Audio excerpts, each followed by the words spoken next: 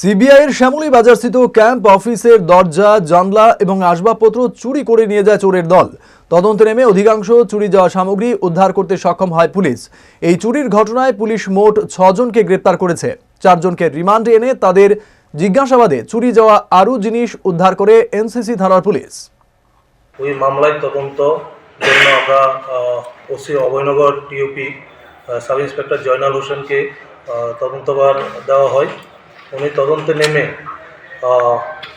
12 তারিখে আমরা 6 জনকে অ্যারেস্ট করতে সক্ষম হই এবং ওই 6 জনের জিজ্ঞাসাবাদে আমরা চুরি যাওয়া সমগ্র স্টিল আলমিরা, উডেন ডোর অ্যান্ড উইন্ডো কিছু এবং কিছু চেয়ার আমরা উদ্ধার করেছিলাম এবং পরবর্তী সময় তাদেরকে কোর্টে পাঠিয়ে ওদেরকে মধ্যে 4 জনকে আমরা রিমান্ড আনি।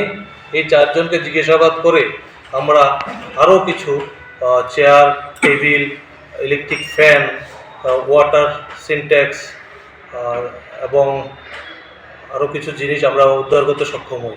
তার মধ্যে আমরা লাস্ট ওদেরকে রিমান্ডে এনে আমরা 5টা অফিস টেবিল এবং 16টা চেয়ার, সিলিং ফ্যান 6টা, স্ট্যান্ড ফ্যান 1টা, উডেন ডোর 5টা, উইন্ডো 3টা এবং একটা ওয়াটার সিনট্যাক্স আমরা উদ্ধার করতে সক্ষম।